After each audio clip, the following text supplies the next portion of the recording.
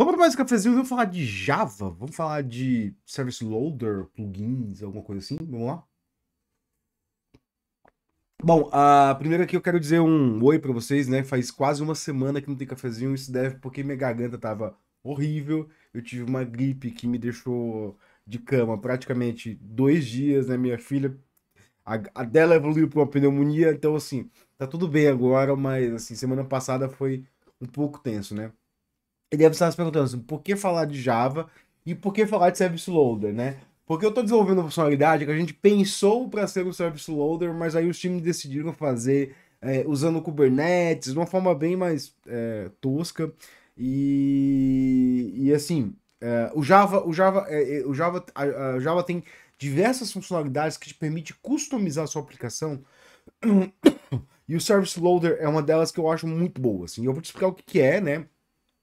Caso você deva conhecer, não sei se você conhece, né? O Service Loader é uma forma de você ler implementações em tempo de execução. Então imagina ali que você fala assim, olha, eu quero estender minha aplicação.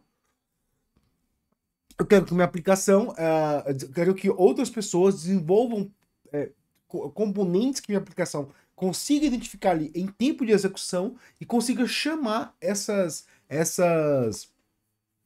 funcionalidades, né? Aí você fala assim, tá, mas para que eu vou usar isso, né? Um dos casos que eu vejo isso acontecer, né? Tipo,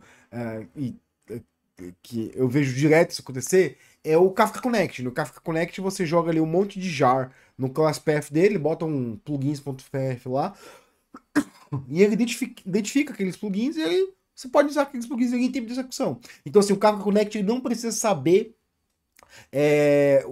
não precisa saber como é implementado aqueles plugins, né? Ele só precisa saber assim, olha, aquele plugin tem uma interface e tal, né? E ele define a interface e fala assim, ó, eu defino essa interface e eu procuro todas as implementações dessa interface. E aí, se você não sabe como isso é feito através de uma interface chamada Service Loader. Eu vou deixar aqui o link para essa classe, né? Documentação dessa classe.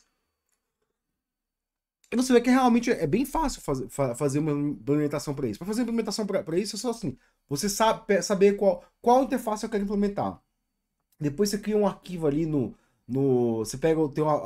Se você você usa Maven, né? Tem um diretório resource, aí cria um diretório metainf e depois põe o nome da classe, né?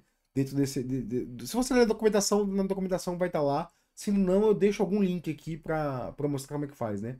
Você cria esse link, o nome da classe que você tá querendo implementar, né? E depois, dentro dela, escreve todas as implementações daquela classe. Então, toda vez que você chegar numa aplicação, a JVM vai ler o class path dela, vai identificar todas as implementações e vai dar para quem está em código em execução todas as implementações disponíveis para aquelas interfaces que você configurou, né? A minha garganta tá ruim ainda, tá? Então, o Java ele prevê essa forma é muito fácil. E isso potencializa diversos tipos de configuração que você pode ter na sua biblioteca. Então você pode fazer aplicações, né, que você exporta a interface e fala assim, olha, eu consigo ler códigos dessa interface aqui, né? Então você pode ter aplicações lá que a pessoa fala, não, eu quero subir esse jar aqui, né? E aí eu crio um class loader ali com jar que o usuário proveu, né? E eu consigo executar código ali de dentro sem usar reflection, né? Isso é bem interessante. Sem usar reflection, né? Não tô usando reflexão aqui. E a reflexão, se você não sabe o que é reflexão, é uma das funcionalidades do Java bem antigo que já tá deprecated, né? Se vai ser removida, se eu não me engano, em algum momento. Tem alguns outros métodos de se usar. Eu não quero entrar a fundo nisso, porque eu não conheço assim, os outros métodos, né? Usei bastante a reflexão. Ela é um código um pouco mais lento assim, de ser chamado.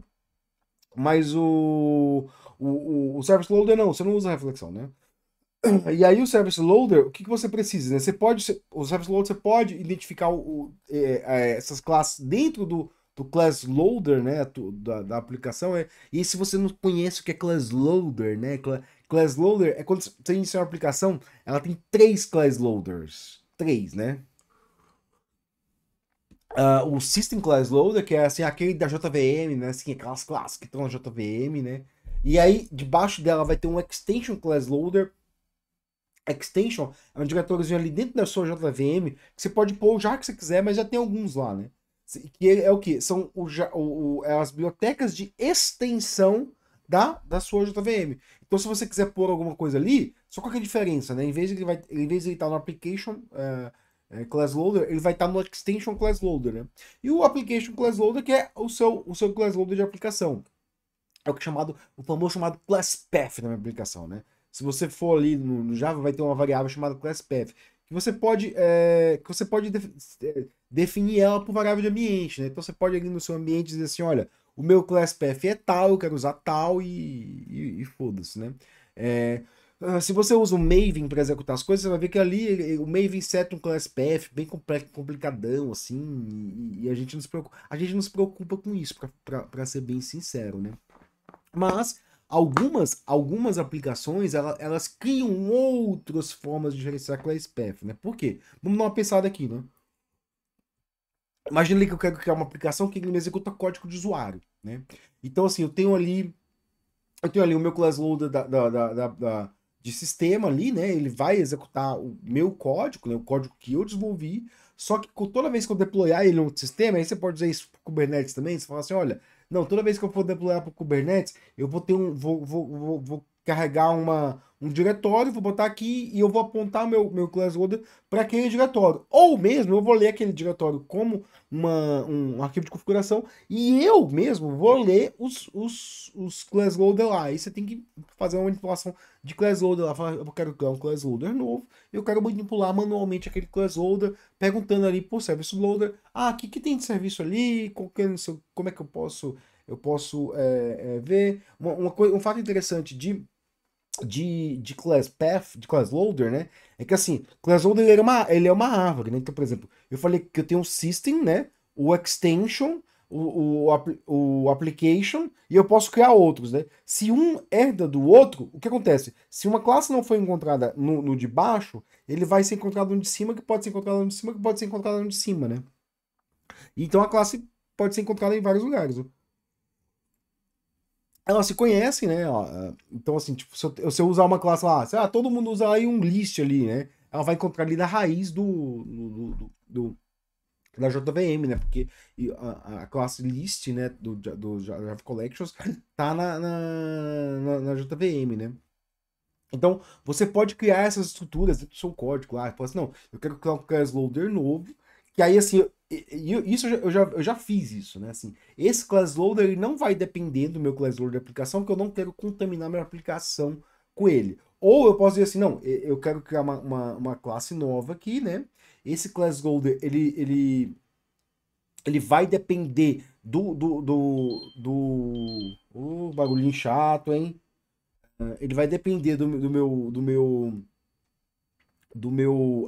meu class loader da aplicação, porque eu quero compartilhar minhas classes. Você pode definir isso, né? E aí você define as interfaces que você quer chamar, né? E aí, para definir a interface, e aí é interessante assim que a gente tem que entender modelagem de código para essas coisas, né? Não dá pra gente definir plugins, assim, eu quero que o meu código implemente tal coisa aqui. Cara, se você não definir uma interface muito bem delimitada e estável, né? Já vi projeto que define umas interfaces interessantes até, aí chega na release seguinte, tipo, a interface mudou um pouquinho e vai ter que reimplementar tudo de novo. E é uma merda, porque não dá para depender do código do cliente, né, em si, né? Então é uma porcaria isso, né? Mas assim, tem que ser estável, né? Ela tem que ser estável, né? Por exemplo, eu tô falando de Kafka Connect. O Kafka Connect lá, ele tem, sei lá, 4 métodos lá. É uma interface que eu boto lá, é meu Connect Task, né? Eu acho que é o Sync Task e Source Task, alguma coisa assim. Ele tem uns 4 métodos ali, que esses 4 métodos não mudam há bastante tempo, né? Pelo menos assim, a gente tem um connector lá que eu, desde 2022, eu dou suporte nele, não mudou. Já saímos sei lá, era dois e bolinha, alguma coisa lá, pro 4 e tá igual, parecido, né? Deve ter mudado pouca coisa e ainda é uma interface que ela depende, ela descende da outra, né? Então o que foi adicionado é supérfluo, né?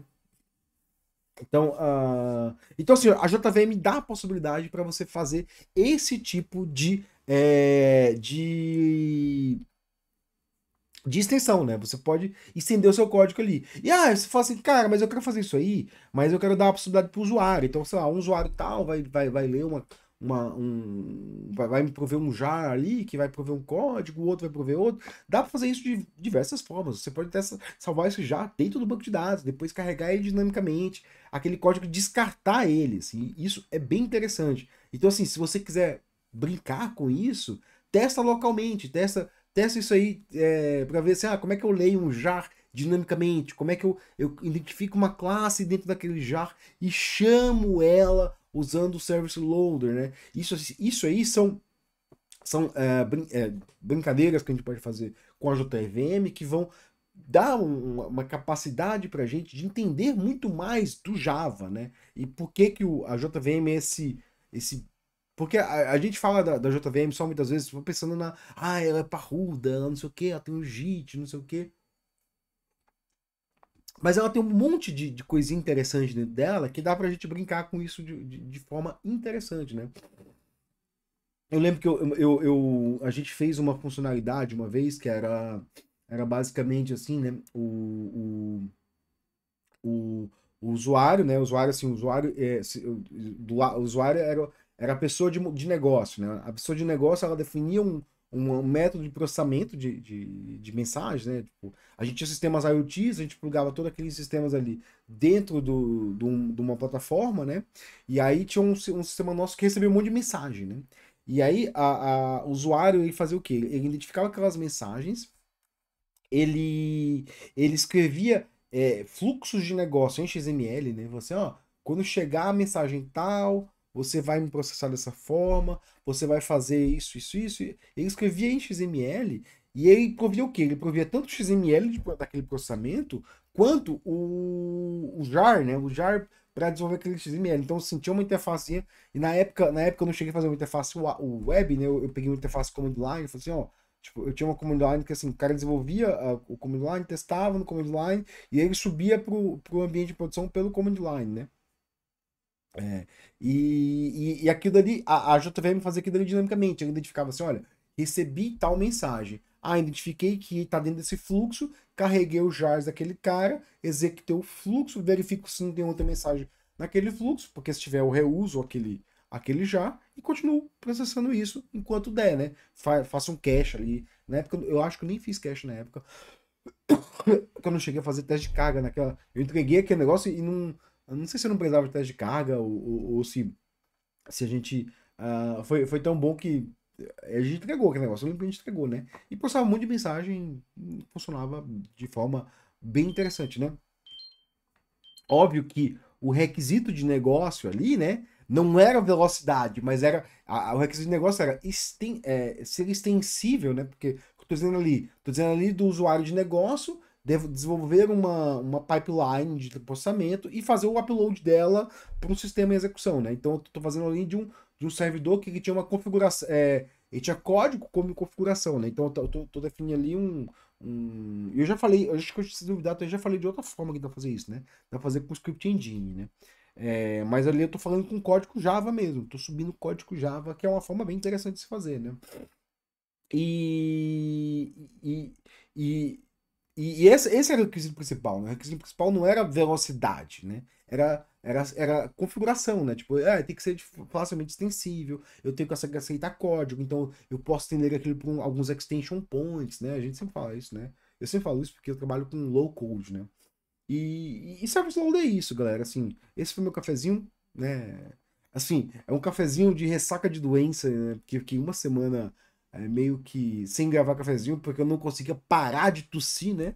Não sei se você percebeu, tava tossindo aqui ainda bastante, ainda tá meio irritada aqui minha, minha garganta, meu pulmão.